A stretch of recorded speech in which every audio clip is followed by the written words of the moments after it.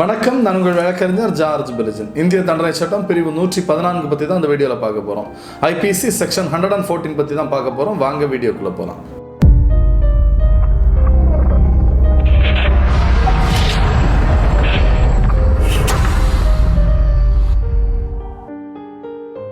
Section 114 என்ன சொல்றாங்கன்னா, ஒரு குற்றச்செயலை புரிவதற்காக ஏ அப்படிங்கிற நபர் பி அப்படிங்கிற நபரை இன்ஸ்டிகேட் பண்றாரு.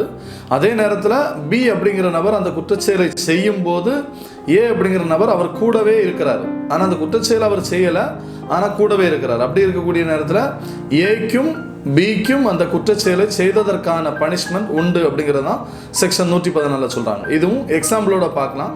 எக்ஸாம்பிள் பார்த்தீங்கன்னா உங்களுக்கு புரியும். ஏ அப்படிங்கிற நபர் பி அப்படிங்கிற நபரை இசட் அப்படிங்கிற ஒரு நபரை கொலை செய்வதற்காக இன்ஸ்டிகேட் பண்ணுறாரு, அதாவது தூண்டுறாரு. தூண்டி ரெண்டு பேருமா சேர்ந்து இவரை கொலை பண்ணணும் அப்படிங்கிறது மாதிரி பிளான் பண்ணுறாங்க.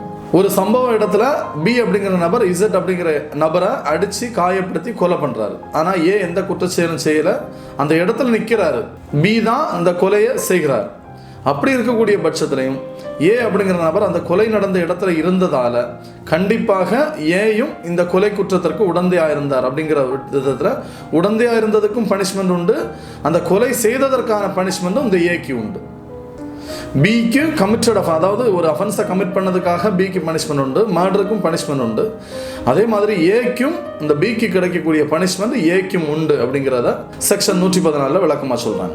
ஏ அப்படிங்கிற நபர் கூடவே இருக்கிறதுனால இந்த குற்றச்செயலை புரிந்ததாகத்தான் அர்த்தம் அப்படிங்கிறதான் செக்ஷன் 114 விளக்கமாக சொல்றாங்க.